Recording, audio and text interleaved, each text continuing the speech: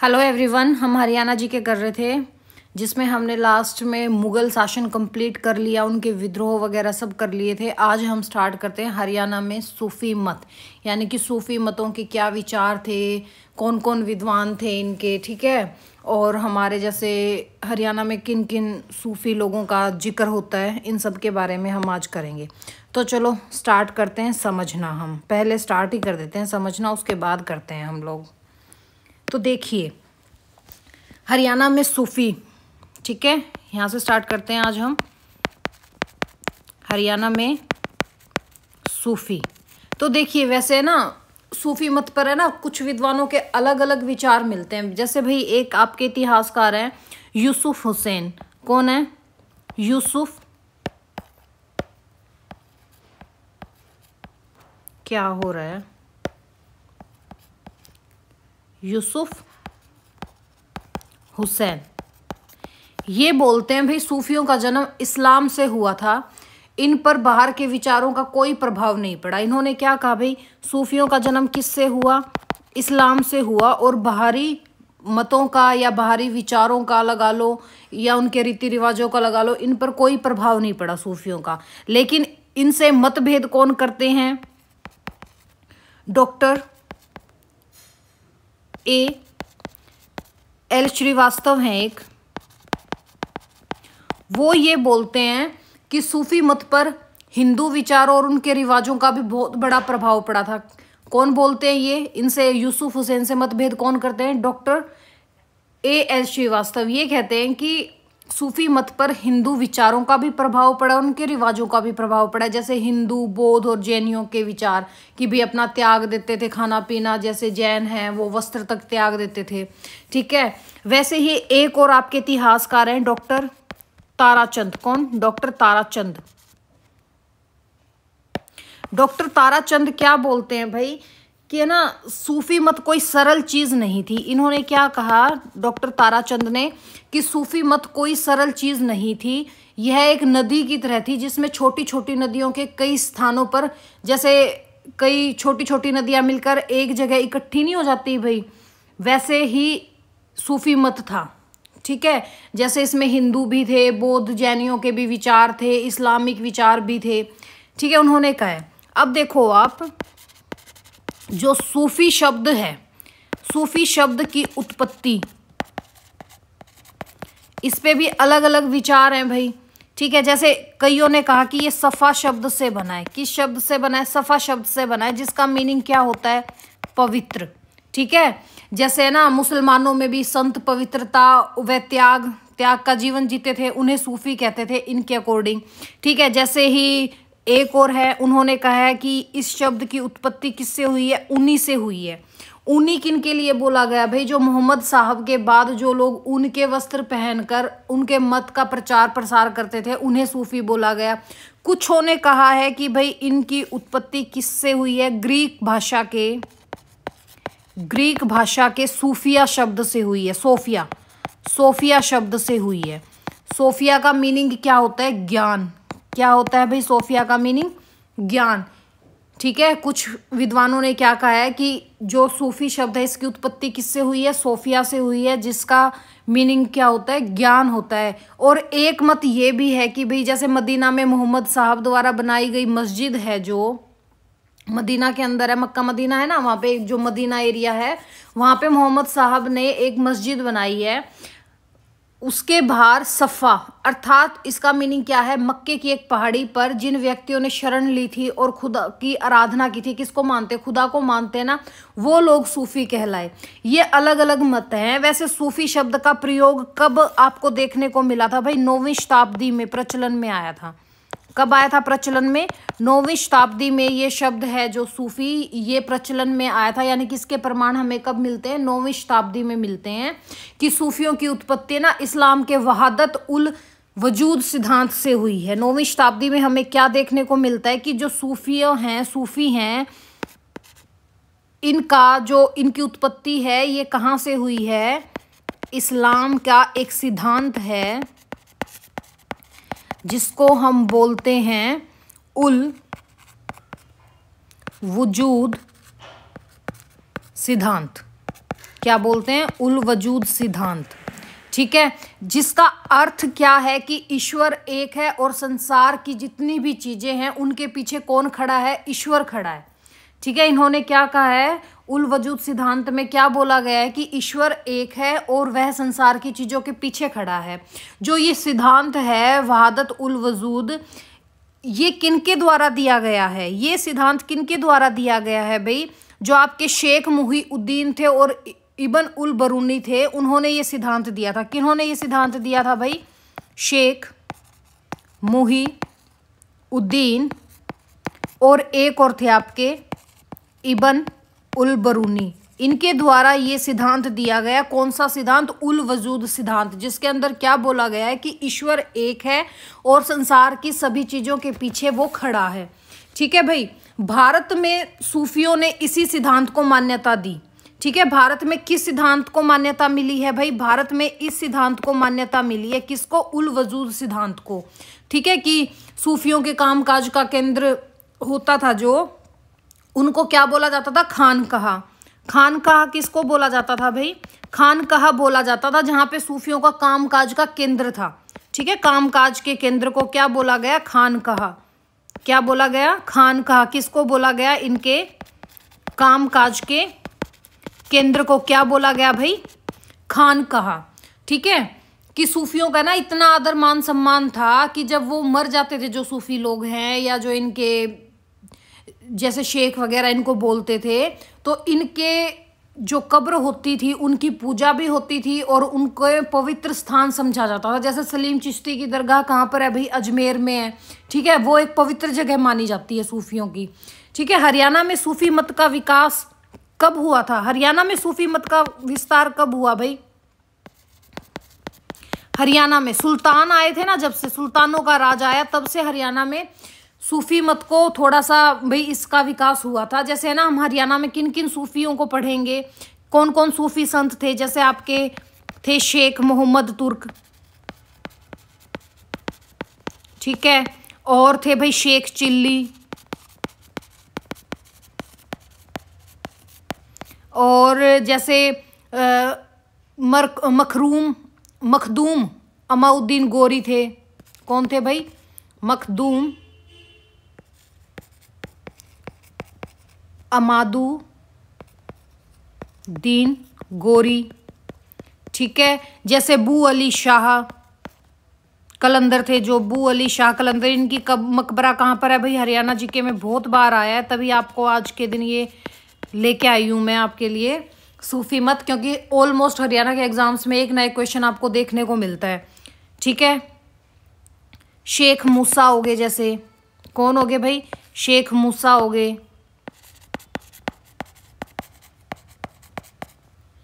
और आपके सैयद तजुद्दीन हो गए। क्या नाम था भाई इनका पूरा, सैयद ताजुद्दीन शेख सवार। क्या थे, शेर सवार। और इनके अलावा कौन थे भाई, जैसे आपके थे काजी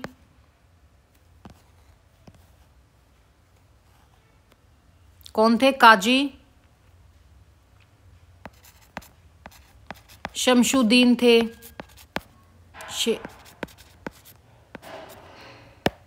शमशुद्दीन शेबानी।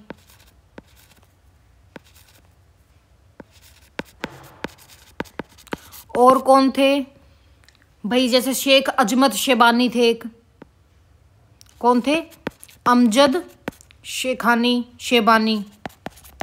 और जैसे शेख हमजा धरसवी थे, कौन थे, शेख हमजा धरसवी थे। हानी इल्मुद्दीन थे, कौन थे भाई, हानी इल्मुद्दीन।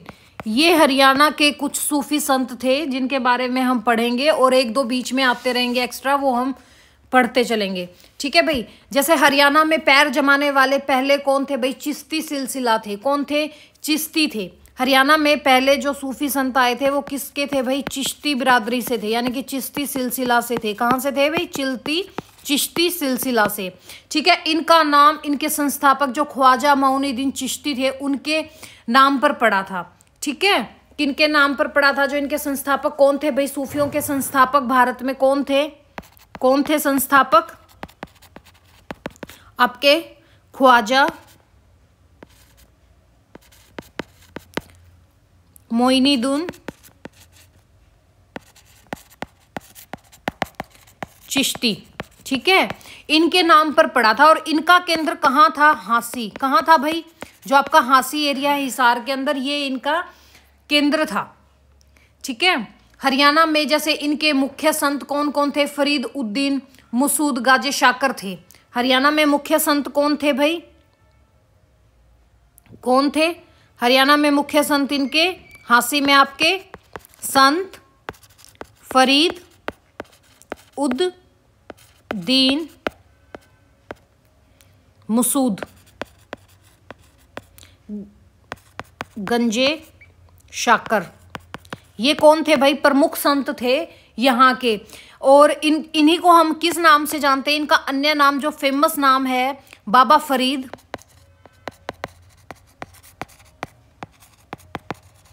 शंकरगंज के नाम से इन्हीं को जाना जाता है, ठीक है भाई। जैसे ना ये शेख किसके शिष्य थे? किसके शिष्य थे भाई? ये शिष्य थे शेख कुतुबुद्दीन बख्तियार के। किनके शिष्य थे भाई? ये शिष्य थे जो आपके शेख कुतुबुद्दीन थे बख्तियार, कुतुबुद्दीन बख्तियार, ये उनके शिष्य थे,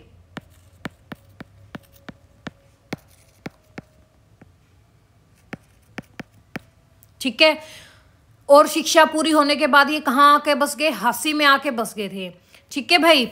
अभी तक हमने क्या क्या कर लिया भाई? जैसे हाँ, भारत में कौन सा इनका सिद्धांत माना गया है, आपको पीछे करवाया है अल वजूद सिद्धांत, ठीक है।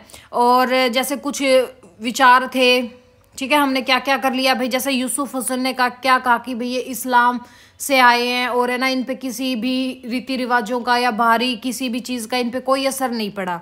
लेकिन डॉक्टर जो AL श्रीवास्तव, इन्होंने क्या कहा कि भाई हिंदू रीति रिवाजों पर इनका प्रभाव पड़ा है। वैसे ही सेम ताराचंद ने क्या कहा है कि इनको एक नदियों का झुंड बता दिया कि जहाँ बहुत सारी नदियाँ आके मिलती हैं, ठीक है। सूफी शब्द की उत्पत्ति कैसे हुई थी भाई? कुछ लोगों ने इनको सफ़ा कहा, जिसको पवित्र स्थान बोला जाता है, ठीक है।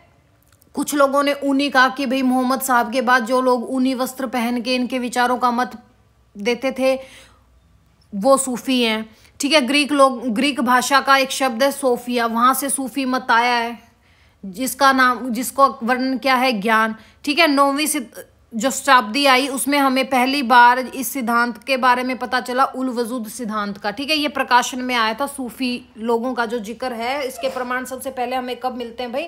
9वीं शताब्दी में मिलते हैं। और भारत में भी वही सिद्धांत माना जाता है, कौन सा? उल वजूद सिद्धांत। इसमें क्या कहा गया है कि भाई ईश्वर एक है और ईश्वर हर चीज़ों के पीछे छुपा हुआ है। जो ये उल वजूद सिद्धांत है किसने दिया? शेख मुहिउद्दीन ने और इब्न अल-बरूनी ने दिया भाई। जैसे ना जो सूफी थे, इनका जो कामकाज का केंद्र होता था उसको क्या बोला जाता था? खानकाह बोला जाता था भाई। हरियाणा में सुल्तानों के टाइम पे सूफी मत था, उसका विकास हुआ। जैसे हरियाणा में हम कौन कौन से सूफी संतों के बारे में पढ़ेंगे? शेख मोहम्मद तुर्क जो पहले वो थे भाई, शेख चिल्ली, ठीक है, अखदूम आमादुद्दीन गोरी, बू अली शाह कलंदर शेख मुशाह, जैसे सैयद तौजीदीन शेख संवाद थे, काजी शमसुद्दीन शेबानी थे, अजमद शेबानी हुए भाई आपके, ठीक है, शेख हमजा उधरवस्वी हुए, हानी इस्लामी हुए, इनके बारे में हम पढ़ेंगे, ठीक है भाई। हरियाणा में पैर जमाने वाला पहला कौन था भाई? चिश्ती सिलसिला था। इनका नाम इनके संस्थापक ख्वाजा मोइनुद्दीन चिश्ती के नाम पर पड़ा था। इनका प्रमुख केंद्र कौन सा होता था भाई? हांसी होता था। हरियाणा में इनके मुख्य संत कौन होते थे? फरीद उद दीन मसूद गांजे शाकर होते थे, जिनको हम बाबा फरीद शंकरगंज के नाम से जानते हैं, ठीक है। जो ये बाबा शरीक शंकरगंज है, ये किसके शिष्य थे? शेख कुतुबुद्दीन बख्तियार के शिष्य थे। और शिक्षा पूरी होने के बाद ये कहाँ आकर बसे भाई? हांसी में आकर ये लोग बस गए थे। कौन बसे थे? जो आपके बाबा फरीद थे, ठीक है। ये कहाँ आकर बसे भाई? आपके हांसी में आके बसे। हांसी में एक दूसरे महत्वपूर्ण सूफी संत कौन हुए हैं भाई? शेख जमालुद्दीन, ठीक है। हांसी में ये एक दूसरे सूफी संत हुए हैं, फेमस थे ये भी काफी। ये कहाँ से थे? ये कौन थे भाई? ये एक आपका जो कूफा में अबू हमीफा के ये वंशज थे, किसके थे भाई? कूफा के अबू हमीपा के वंशज थे, ठीक है। और हासी के क्या थे भाई? खातिब थे। और ये किसके शिष्य थे? शेख फरीद के ये शिष्य थे। ये किसके शिष्य थे भाई? शेख फरीद के ये शिष्य थे, ठीक है। आपके जो शेख फरीद है ये उसके शिष्य थे। शेख जमाल बहुत ही, इनमें ना एक शेख जमाल होते, जो ये शेख जमालुद्दीन है, ये बहुत ज़्यादा पढ़ा लिखा और ज्ञानी व्यक्ति होता था। इन्होंने ना फारसी की 2 बुक लिखी है, इन्होंने ना 2 बुक लिखी हैं। इनकी 2 बुक्स हैं, कौन कौन सी भाई? एक तो थी दीवान, क्या थी? एक थी दीवान और एक थी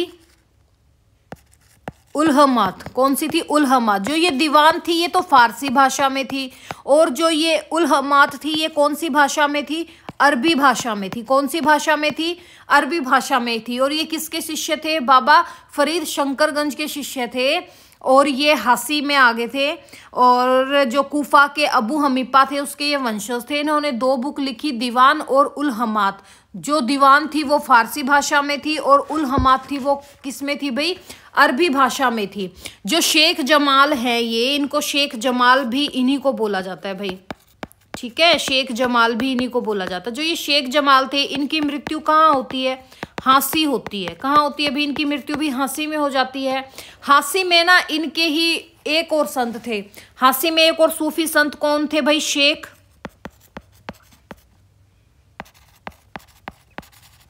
कुतुबुद्दीन मनवट। कौन थे? कुतुबुद्दीन मनवट। जो ये थे शेख, ये किसके शिष्य थे? ये शिष्य थे भाई निजामुद्दीन औलिया के। किसके शिष्य थे ये? निजामुद्दीन औलिया के शिष्य कौन थे? शेख कुतुबुद्दीन मनवट। किसके शिष्य थे? निजामुद्दीन औलिया के शिष्य थे। इन्हीं के समकालीन एक और संत थे। इनके समकालीन संत कौन थे भाई? इनके एक समकालीन संत थे हांसी में ही, शेख नूरुद्दीन तुगलक। कौन थे? शेख नूरुद्दीन तुगलक।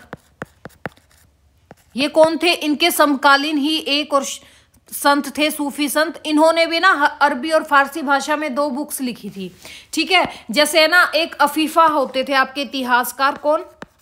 अफीफा।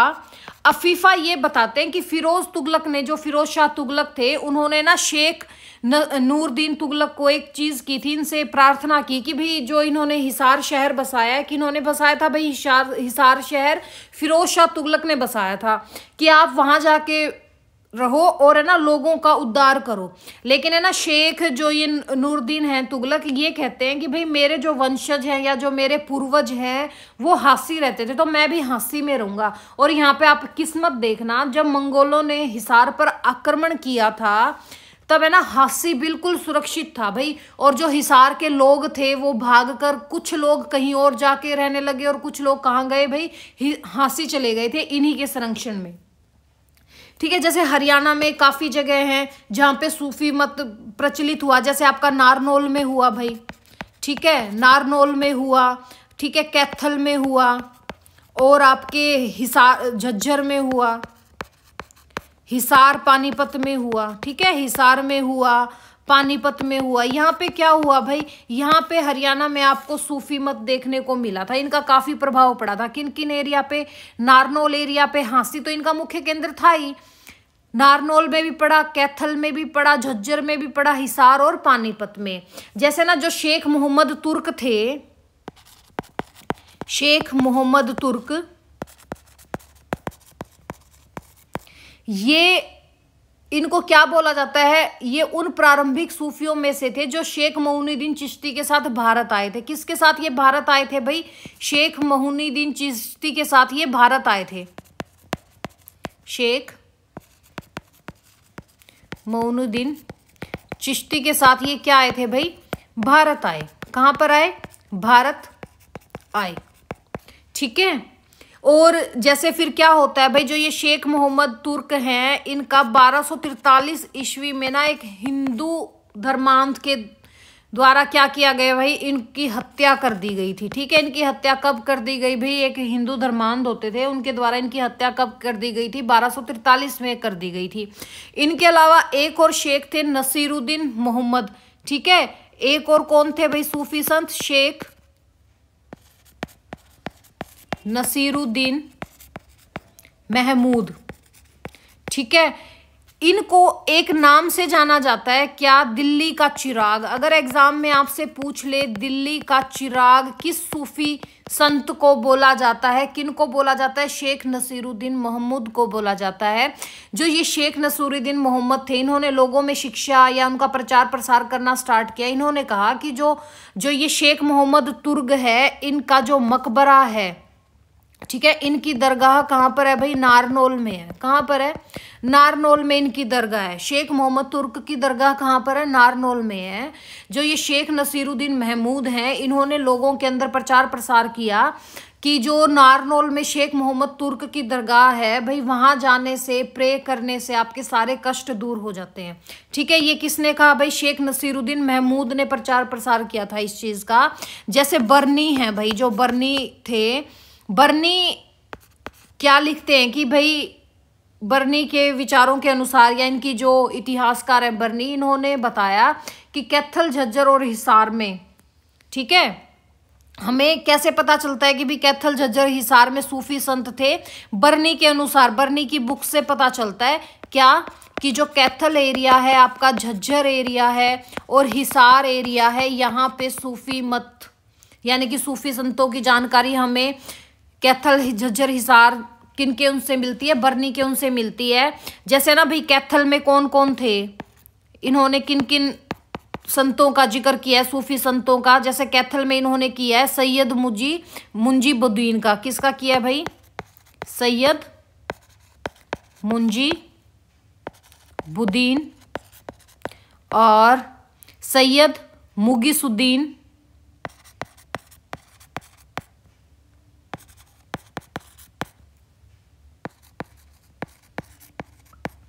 सैयद अलाउद्दीन,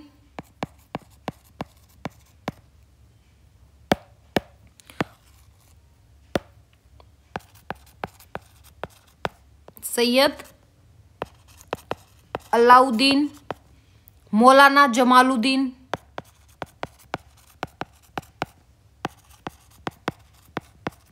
इन सूफी संतों की जानकारी हमें कहां से मिलती है, बर्नी के अनुसार मिलती है कि कैथल में कौन कौन से सूफी संत थे भाई, सैयद मुजीबुद्दीन थे, सैयद मुगीसुद्दीन थे, सैयद अलाउद्दीन थे और मौलाना जलालुद्दीन थे। जैसे झज्जर एरिया के कौन कौन से सूफी संत थे भाई, आपके मालिक ताजुद्दीन जफर, ठीक है, मलिक जमालुद्दीन,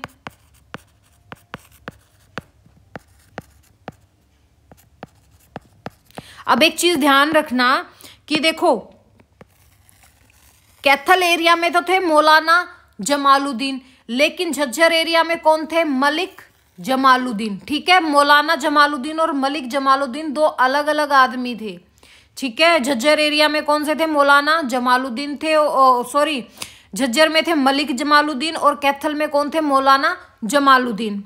ठीक है भाई, और झज्जर में और कौन कौन थे, मलिक जमाल थे, मलिक जमाल थे और सैयद अली थे। और कौन थे भाई, सैयद अली। ये कहाँ थे भाई, ये थे आपके झज्जर में। कौन कौन थे, मलिक ताजुद्दीन जफर, मलिक जलालुद्दीन, मलिक जमाल और सैयद अली। और हिसार एरिया में कौन कौन से थे, हिसार में कौन कौन से आपके सूफी थे, जैसे गोला मीर है, ये एक प्रमुख सूफी संत थे। ठीक है, बर्नी के अकॉर्डिंग, किसके अकॉर्डिंग, बर्नी के अकॉर्डिंग ये थे। फिर देखो भाई 14वीं शताब्दी होती है, 14वीं शताब्दी में शेख शरफुद्दीन थे एक, जो पानीपत के प्रसिद्ध सूफी संत थे। ठीक है, 14वीं शताब्दी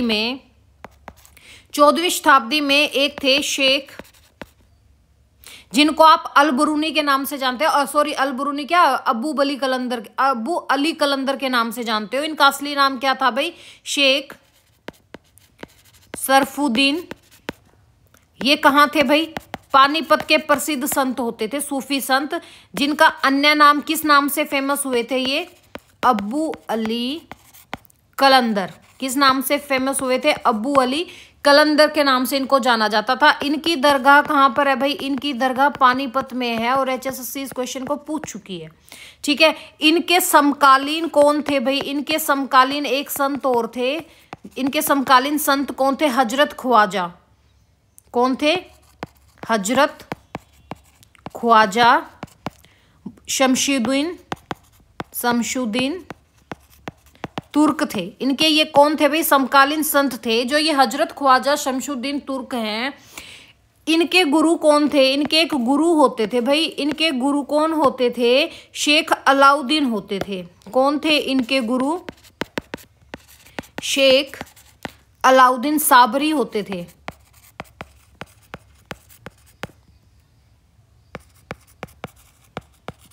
जो ये इनके अबू अली कलंदर के समकालीन थे, हजरत ख्वाजा शमशुद्दीन तुर्क, इनके गुरु थे शेख अलाउद्दीन साबरी। इन्होंने कहा कि भाई तुम पानीपत चले जाओ, पानीपत में रह के धर्म कार्य करो और भाई अबू अली कलंदर के साथ अपनी मित्रता को बढ़ाओ। पर ये क्या करते हैं भाई? इनका मन नहीं लगता। कुछ टाइम तो ये रहे, लेकिन फिर इन्होंने क्या किया भाई? बलबन की सेना को ज्वाइन कर लिया था। क्या कर लिया था भाई? बलबन की सेना को इन्होंने ज्वाइन कर लिया था। उस टाइम दिल्ली का शासक कौन था?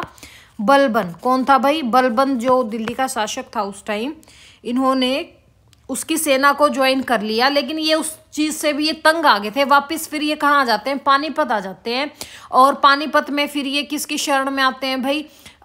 जो आपके अबू अली कलंदर थे, इनकी शरण में आते हैं और अपनी मृत्यु तक, टिल डेथ तक ये कहाँ रहते हैं भाई? पानीपत में रहते हैं। फिर भाई जो आपके अबुल फजल थे, अबुल फजल कौन थे? आपके इसके नवरत्न थे। किसके? अकबर के। जो ये अबुल फजल है, और अबुल फजल हिंदी साहित्यकार भी थे भाई। ठीक है, अबुल फजल और बदायूनी, इनसे हमें क्या पता चलता है कि भाई जो सूफी मत है हरियाणा में काफी जगह पे फैला। जैसे इन्होंने कहा कि मुगलों के टाइम पे कहाँ कहाँ फैला? थानेसर फैल गया था। ठीक है, पानीपत। ये दोनों क्या बन गए थे भाई? सूफी संतों के, सूफी मतों के या सूफी संतों का केंद्र बन गया था। पहले कौन सा था? हांसी था। और मुगलों के टाइम पे कौन कौन सा केंद्र बना भाई? आपका थानेसर और पानीपत क्या बन गया? नया मुख्य केंद्र बन गया था। जैसे ना मुगलों के समय में होते थे एक कौन से? हजरत जलालुद्दीन। ये कहाँ थे भाई? थानेसर के एक फेमस सूफी संत होते थे। ठीक है, कौन से? हजरत जलालुद्दीन। ठीक है, और बदायूनी क्या बताते हैं कि जो ये हजरत जलालुद्दीन थे, ये गंगोह के शेख अब्दुल कुदुस के शिष्य थे। किसके शिष्य थे भाई? ये किसके शिष्य थे? ये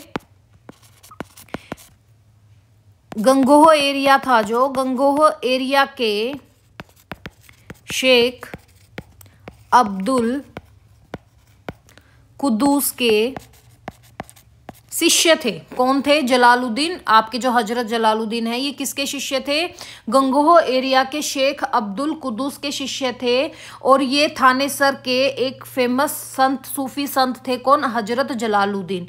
ठीक है, अकबर भी, और अकबर एक बार है ना बैरम खां के साथ इनसे मिलने आए थे थानेसर में। किससे मिलने आए थे भाई? अकबर हजरत जलालुद्दीन से मिलने आए थे। और फिर इनकी क्या हो जाती है भाई? इनकी मृत्यु हो जाती है। इनकी मृत्यु कब होती है? 1582 ईस्वी में इनकी मृत्यु हो जाती है। कब होती है इनकी मृत्यु?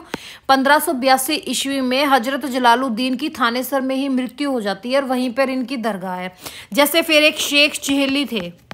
ठीक है, शेख चेहली, जिनके मकबरे को क्या बोला जाता है भाई? हरियाणा का ताजमहल बोला जाता है। ये भी कहाँ के संत थे भाई? थानेसर के सूफी संत थे। और इनका मकबरा कहाँ है भाई? इनका मकबरा भी थानेसर में है। कहाँ पर है इनका मकबरा? थानेसर में है। और इनके मकबरे को क्या बोला जाता है? हरियाणा का ताजमहल। क्यों? क्योंकि ये भी वाइट संगमरमर से बनाया गया है। हरियाणा का ताजमहल किसको बोला जाता है? शेख चेहली को, मकबरे को बोला जाता है, जो कहाँ पर है? थानेसर में है। जो ये शेख चेहली थे, ये दारा शिकोह और शाहजहां के बेटे थे। दारा शिकोह, शाहजहां और दारा शिकोह। के कौन थे ये?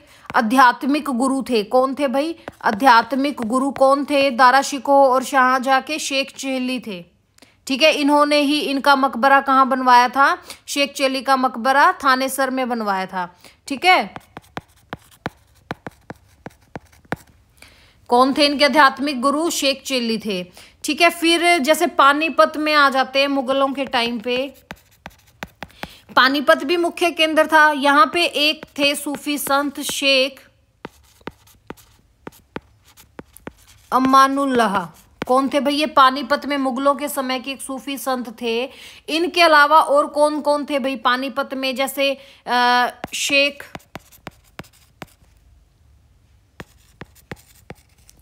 अब्दुल कबीर थे। ठीक है, शेख निजामुद्दीन थे। कौन थे? शेख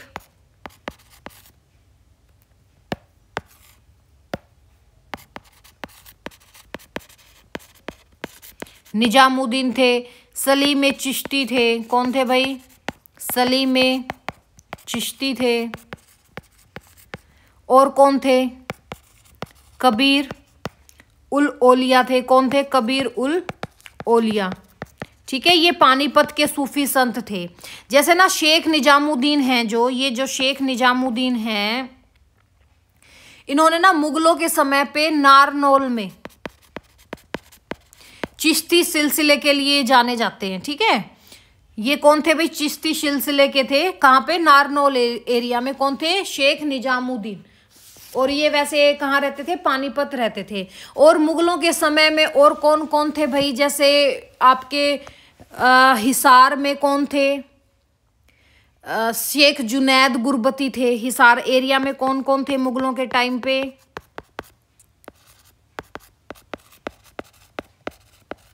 शेख जुनैद गुरबती।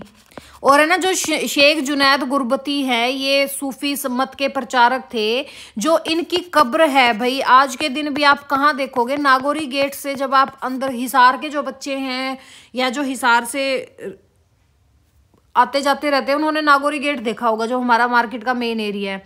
वहां से एक ऊपर की तरफ सड़क जाती है, जो आपके वहां पे जाती है। कौन सा पार्क है वो? जिंदल पार्क है। उसके पास ना इनकी एक कब्र आज के दिन भी आपको देखने को मिलेगी। कहाँ पे है भाई? नागौरी गेट से 300, जब 300 मीटर के करीब आप अंदर जाते हो तो इनकी कब्र आज के टाइम भी वहां पे है। जैसे ना मुगलों के समय में जो झज्जर में थे, झज्जर में कौन थे भाई मुगलों के टाइम पे? निजामुद्दीन हुसैन थे। कौन थे? निजामुद्दीन हुसैन थे। कहाँ थे भाई? ये झज्जर एरिया के संत, सूफी संत थे। जैसे आपके शाहाबाद में कौन थे? शाहाबाद में थे भाई मुल्ला शाह मोहम्मद। कौन थे भाई? मुल्ला शाह मोहम्मद थे। ठीक है, जैसे सडोरा जो यमुनानगर में है, सडोरा, यहाँ पे कौन थे? अब्दुल कादिर जिलानी थे। कौन थे भाई? अब्दुल कादिर जिलानी। ये कहाँ के थे भाई? जो आपका साडोरा एरिया है। जैसे आपने झज्जर में गांव का नाम सुना होगा, दुजाना। दुजाना कस्बा है, गांव है। यहाँ ये जो दुजाना है, ये जो झज्जर एरिया में है, पहले रोहतक में था, अब झज्जर में है। ये जो एरिया है, ये जो आपके सूफी संत होते थे साहद दुजाना, इन्हीं के नाम पर इस दुजाना एरिया का नाम पड़ा है। ठीक है, ये इंपॉर्टेंट है, इसको कर लेना। आप कभी भी आ सकता है कि भी दुजाना का नाम किस सूफी संत के नाम पे पड़ा था? साहद दुजाना के नाम पे पड़ा था। ठीक है, जैसे आपके सफीदों के कौन थे? सफीदों में कौन थे मुगलों के टाइम पे भाई? थे भुल्ला नसीरुद्दीन तरखान। ये कहाँ के थे भाई? सफीदों के थे। जैसे सिरसा में कौन थे? सिरसा में थे अब्दुल शकूर सिल्मा। कौन थे भाई? अब्दुल शकूर सिल्मा। ठीक है, महेंद्रगढ़ में कौन थे? शेख अब्दुल कुइस थे। ठीक है, रोहतक में कौन थे? गुलाम कादर जिलानी थे। कौन थे भाई? गुलाम कादर जिलानी। ठीक है, कैसे याद कर लोगे? पहले जुलाना एरिया था वो, अब तो खैर जुलाना जींद में आ गया, पहले जुलाना रोहतक में था। गुलाम कादर जिलानी से हम इसको याद कर लेंगे। ठीक है, जुलाना से याद कर लेंगे भी। पहले जो जुलाना एरिया है वो कहाँ था भाई? रोहतक में था, बट आज के टाइम पे ये कहाँ पर है? आपके जींद एरिया में है। ठीक है, चलो हम इसके अब थोड़े नोट्स कर लेते हैं। समझ हमने लिया ही क्या क्या था, कौन कौन थे भाई हरियाणा में, क्योंकि क्वेश्चन बहुत बार आता है। देखो भाई, करते हैं हम लोग स्टार्ट। 14वीं सदी के शुरुआत में एक यात्री ने दमिश्क में शिहाब उद्दीन अल उमरी को बताया कि दिल्ली और उसके आसपास के इलाकों में 2000 की संख्या में खानकाह, आपको बताई थी खानकाह क्या होती है, जो सूफी लोगों का कामकाज का केंद्र होता है उसे हम क्या बोलते हैं? खानकाह बोलते हैं, और धर्मशालाएं हैं। किन्होंने बताई? एक यात्री जिनका नाम क्या था? दमिश्क।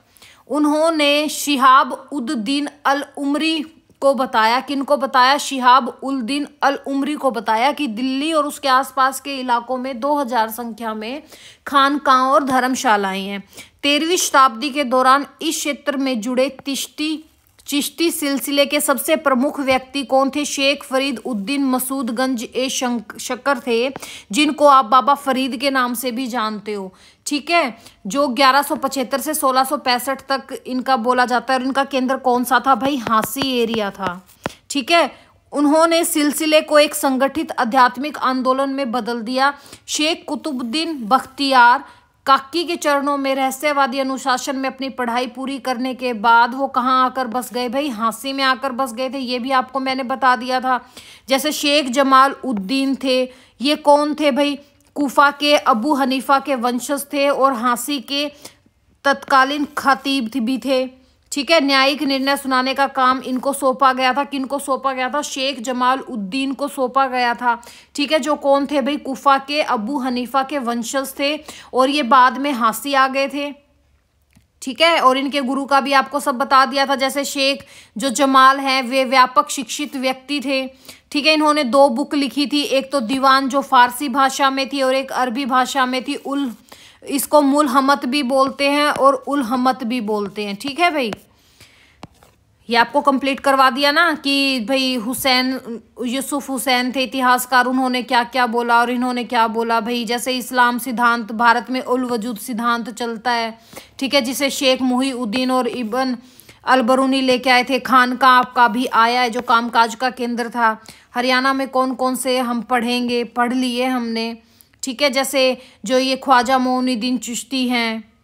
ठीक है, इनको क्या बोला जाता है भाई? चिश्ती सिलसिले का हांसी में संस्थापक किनको बोला जाता है? ख्वाजा मोइनुद्दीन चिश्ती को बोला जाता है भारत में तो वैसे। और जो शेख फरीद उद्दीन मुसेदगंजे शाखर थे, इनको बाबा फरीद शंकरगंज के नाम से भी जाना जाता था। इनके शिष्य कौन थे भाई? शेख बख्तियार थे, जो भी आप यहाँ पे पढ़ के आए हो, पीछे पढ़ के आए हो ना, शेख कुतुबुद्दीन बख्तियार।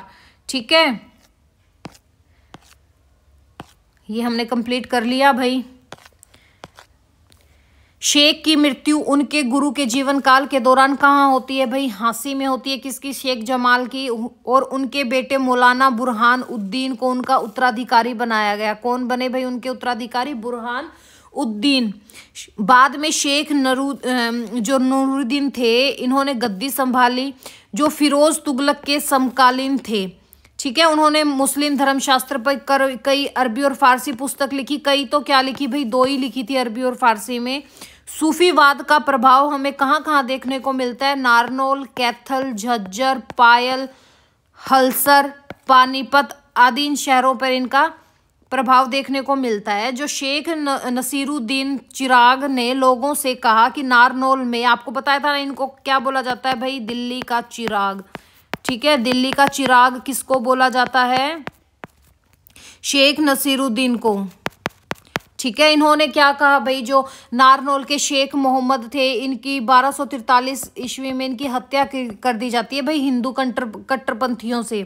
जो हिंदू धर्मांध थे उनके द्वारा इनकी हत्या कर दी गई है। उन्होंने, जो शेख नसीरुद्दीन चिराग थे, इन्होंने क्या कहा भाई? नारनौल में शेख मोहम्मद तुर्क की कब्र है, ठीक है, दरगाह है, वहां से प्रार्थना करने पर सारी मुश्किलें हल हो जाती हैं। और शेख मोइनुद्दीन चिश्ती के साथ ये कौन आए थे भाई सबसे पहले भारत? शेख मोहम्मद तुर्क आए थे। इनका पूरा नाम क्या था? शेख मोहम्मद तुर्क, ठीक है। शेख मोइनुद्दीन चिश्ती के साथ ये भारत आए थे। 1243 ईस्वी में हिंदू कट्टरपंथियों ने क्या कर दी थी भाई? इनकी हत्या कर दी थी। पानीपत के संत व्यक्तियों में शेख शराफुद्दीन जो 14वीं शताब्दी में थे वो आए थे भाई। जिन्हें उनके पैतृक नाम अब्बू अली कलंदर के नाम से जाना जाता है। 40 वर्ष की आयु में वे दिल्ली आए और ख्वाजा कुतुबुद्दीन के कुशल मार्गदर्शन और आध्यात्मिक इन्होंने प्रशिक्षण प्राप्त किया। एक शिक्षक के रूप में इनकी योग्यता को उस समय कई विद्वानों ने मान्यता दी। और 20 वर्षों तक न्याय प्रशासन से कौन जुड़े थे भाई? आपके जो ये थे अबू अली कलंदर, ठीक है। उन्होंने अपने जीवन के शेष वर्ष कहाँ बिताए? पानीपत बनाए। और अब्बू अली कलंदर की दरगाह कहाँ पर है भाई? इनकी समाधि कहाँ पर है? पानीपत में है। में एक सन्यासी के रूप में बिताए और अनुभव से जो कुछ सीखा उस पर ध्यान लगाया। जैसे शेख बख्तियारुद्दीन थे के साथ उनका पत्र व्यवहार भारत में सूफीवाद का एक महत्वपूर्ण स्रोत है। अब्बू कलंदर के समकालीन कौन थे? हजरत ख्वाजा शमसुद्दीन तुर्क थे, करवा चुकी मैं। जिनके शिक्षक कौन थे भाई? शेख अलाउद्दीन सबरी थे। उनके बाद कबीर अल औलिया हजरत शेख जलालुद्दीन मखदूम। इनकी मृत्यु कब होती है भाई? 1364 में है। इनका स्थान लिया। और सैयद अलाउद्दीन शहर के एक अन्य प्रसिद्ध व्यक्ति थे जो अपने नाम के सुल्तान के समकालीन थे, ठीक है भाई। मुगलों के शासन में सूफीवाद हरियाणा में कई अन्य भागों में फैला। जैसे सल्तनत के दौरान इनका महत्वपूर्ण कौन सा था भाई? हाँसी एरिया था। और अपने पूर्व भाई ये खो चुका था। उसके बाद जो आपके मुगल आए थे, मुगलों के टाइम पे प्रमुख केंद्र कौन कौन से बन गए थे? थानेसर और पानीपत बन गए थे नए केंद्र। अब्बुल फजल और बदायूनी से हमें क्या जानकारी मिलती है? जो सूफी संतों के जीवन और कार्यों का जनमानस पर उनके प्रभावों का विस्तृत जानकारी देते हैं। हजरत जलालुद्दीन जो थानेसर से जुड़े एक प्रमुख सूफी संत थे। और इनकी दरगाह भी हमें कहाँ देखने को मिलती है? थानेसर में ही देखने को मिलती है। और इनसे कौन मिलने आए थे भाई? अकबर आए थे इनसे मिलने। अकबर किसके साथ आए थे? आपके अभी पीछे बताया था ना, बैरम खां के साथ आए थे। फिर इनकी मृत्यु हो जाती है भाई, ठीक है। इनकी मृत्यु कब होती है भाई? हजरत जलालुद्दीन की मृत्यु कब होती है? इनकी मृत्यु हो जाती है, ठीक है। और जो आपके थे जलालुद्दीन ये कौन थे भाई? इनकी मृत्यु कब होती है? 1582 में इनकी मृत्यु हो जाती है। इनकी मृत्यु कब होती है? 1582 में। इनसे मिलने कौन आए थे? अकबर और बैरम खां मिलने आए थे। बदायूनी के अनुसार ये गंगोह जो आपका सहारनपुर जिले है उनकी कब्र कहाँ है भाई?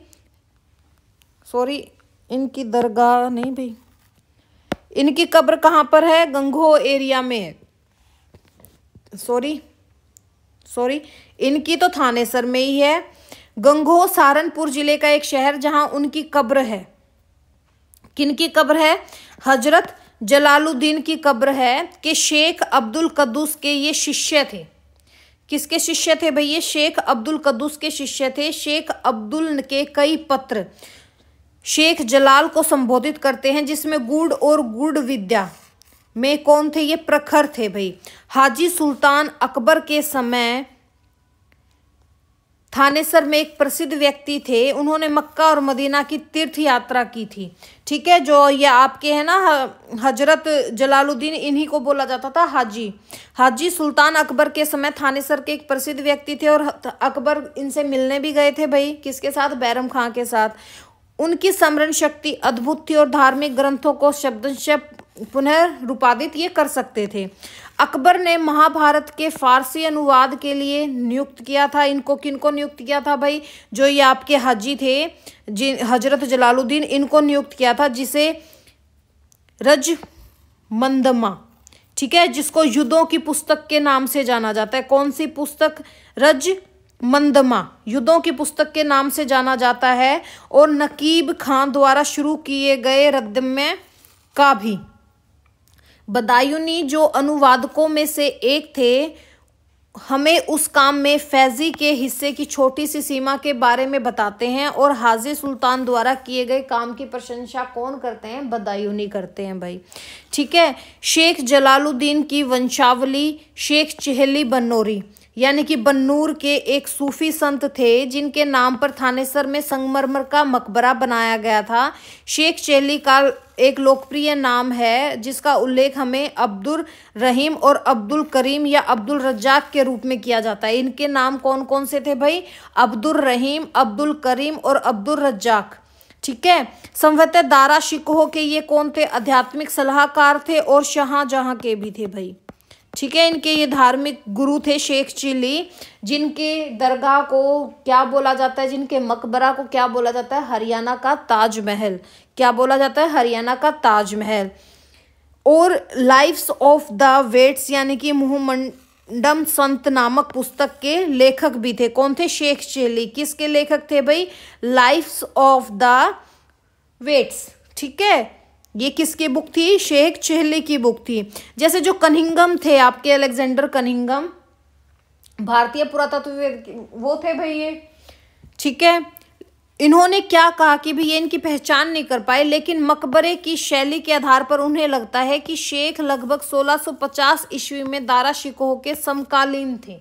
हमें कैसे पता चलता है कि भाई दारा शिकोह के आध्यात्मिक गुरु थे? अलेक्जेंडर के कनिंघम के उससे पता चलता है। जो अलेक्जेंडर कनिंघम थे, अलेक्जेंडर कनिंघम कब थे भाई? भारत में 1843 के आसपास थे ये। ठीक है। जहाँ से जो आपकी हड़प्पा सिविलाइजेशन है ये इन्हीं की देन लगा लो। इन्हीं की तो क्या थी भाई? सबसे पहले एविडेंस तो इनको ही मिले थे। हरियाणा के अन्य शहर जो मुगलों के अधीन सूफी आंदोलन के आध्यात्मिक रूप से लाभान्वित रहे वो कौन था भाई? आपका पानीपत एरिया था, नारनौल एरिया था, हिसार एरिया था, आपका साडोरा, जींद, सोहना और सफीदो थे। इनके मैंने आपको संतों के बता दिए थे कि भाई पानीपत में कौन थे। जैसे शेख अब्दुल कबीर थे, शेख निजामुद्दीन थे, सलीम चिश्ती थे, कौन थे और थे भाई? कबीर उल औलिया थे। ठीक है। जैसे नारनौल एरिया में शेख निजामुद्दीन थे इनके फेमस। ये सब चीज़ मैं आपको बता चुकी हूँ पीछे।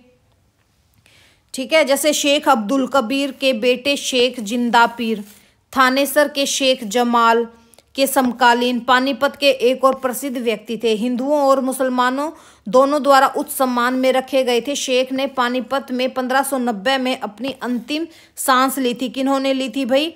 शेख जिंदा पीर ने। ठीक है। उनके योग्य पुत्र कौन थे? निजामुद्दीन थे, जिनकी मृत्यु कब हुई थी? 1609 में हुई थी। ठीक है। शेख निजामुद्दीन नारनौल के चिश्ती संप्रदाय के एक प्रसिद्ध सूफी संत थे। ये आपको बता दिया था कि भी नारनौल एरिया में ये थे। और इनके उसमें क्या थे भाई? ये कौन थे? नारनौल के चिश्ती थे। बताया था ये आपको, मैं उस टाइम समझा भी दिया है।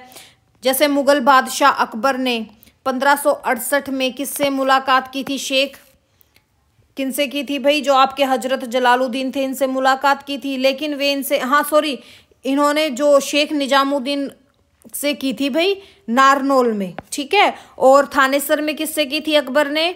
हजरत जलालुद्दीन से की थी। लेकिन नारनौल में किससे मुलाकात की थी? शेख निजामुद्दीन से की थी। लेकिन इनके प्रभाव से ज़्यादा प्रभावित नहीं हुए थे अकबर इनके मतों से। अबुल फजल ने इन्हें सादगी का दिखावा करने वाला व्यक्ति कहा है। सादगी का दिखावा करने वाला व्यक्ति किसको बोला गया है? शेख निजामुद्दीन को बोला गया है। ठीक है। किसने बोला है? अबुल फजल ने बोला है, जो संभवतः शेख के घमंडी स्वभाव पर हमला था। और इनकी मृत्यु कब होती है भाई? हिजरी संवत के अकॉर्डिंग 997 में और वैसे 1588 और 89 ईस्वी में। हिसार में कौन थे भाई? शेख जुनैद, जिनकी आपको कब्र कहाँ देखने को मिलती है आज भी? नागौरी गेट के आसपास। और घुरबती थे और मेहनाती थे। शेख जुनैद जिनकी मृत्यु कब होती है? 1495 में होती है। इनकी कब्र नागौरी गेट के दक्षिण में लगभग 300 गज की दूरी पर स्थित है।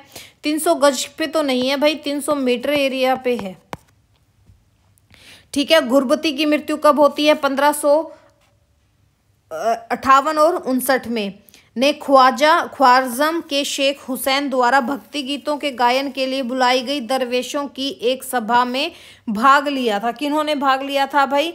घुरबती ने लिया था। किस उसमें लिया था? जो ख्वारिज़्म के शेख हुसैन थे, जो वो भक्ति गीत गाते थे, एक सभा बुलाई थी, उसमें किसने भाग लिया था? खुरबती ने लिया था, जो कहाँ से थे? हिसार से थे। हिसार से और कौन थे भाई? मेहनती भी थे। शाह दूजा कहाँ से थे? ये जींद एरिया से थे। शदरुद्दीन मलेरी के ये शिष्य थे। दुजाना जो कि रोहतक का एक कस्बा है भाई, पहले रोहतक का होता था, आज के दिन ये किसका कस्बा है? झज्जर एरिया में है। ठीक है, इन्हीं के नाम पर पड़ा था। ठीक है, शाह दुजाना। मुल्ला नरूईदीन मोहम्मद तार खान सफीदों के थे, ये आपको मैं पहले करवा चुकी हूँ। ये कवि के रूप में इन्होंने नूरी के तखल्लुस के तहत लिखा और इसलिए इन्हें सफीदों का नूरी भी कहा जाता है। सफीदों का नूरी किसको बोला जाता है भाई? सफीदों का नूरी, सफीदों का नूरी किसको बोला जाता है? मुल्ला नरूईदीन मोहम्मद तार खां को बोला जाता है सफीदों का नूरी। ठीक है, क्योंकि उन्होंने कुछ समय के लिए इस स्थान पर जागीर के रूप में रखा गया था। जो है आपके मुल्ला नरूईदीन मोहम्मद तार खां हैं, इन्होंने जयमती, स्टिक विज्ञान और ज्योतिष में अपनी महारत के लिए ख्याति प्राप्त की थी। किन्होंने की थी भाई? नरूईदीन मोहम्मद ने। ठीक है, जैसे हिसार में और कौन थे भाई? जैसे इस्माइल शाह थे हिसार में। अबू शुक्र सिल्मा और शेख दारा साहब कहाँ थे? सिरसा एरिया के थे। शाह सौदा सफीदों के थे। हिदायतुल्ला शेख मोहम्मद आपका जो दादरी एरिया, चरखी दादरी, वहाँ के थे। गोस AH साहब और मौलवी अहमदुल्ला कहाँ से थे? पानीपत के थे। शेख मोहम्मद अंबाला में थे। शेख अब्दुल कद्दूस महेंद्रगढ़ में थे। और अंतिम लेकिन कम से कम नहीं, रोहतक में कौन थे? गुलाम कादर थे। गुलाम कादर जिलानी, मैंने कहा था ना जुलाना से याद कर लो, जिन्होंने अद्वैतवाद, वैष्णववाद और सूफीवाद का एक सुखद संश्लेषण किया था। किन्होंने किया था भाई? इस्माइल शाह जो हिसार के थे। अबू शकूर सिल्मा, शेख दादा साहब सिरसा से थे। शाह सौदा सफीदों से थे। हिदायतुल्ला और शेख मोहम्मद आपके दादरी एरिया से। गोस AH साहब और मौलवी अहमदुल्ला पानीपत एरिया के थे। शेख मोहम्मद अंबाला से थे। शेख अब्दुल कद्दूस महेंद्रगढ़ एरिया से थे। और अंतिम जो आपके थे गुलाम कदर जिलानी, वो रोहतक से थे। इन्होंने अद्वैतवाद, वैष्णववाद और सूफीवाद का एक सुखद संश्लेषण किया था। भाई ये था आज का आपका हरियाणा में सूफी मत। इसको अच्छे से कर लेना। अगर वीडियो अच्छी लगी तो लाइक एंड सब्सक्राइब भी करना और शेयर भी करना भाई। Thank you.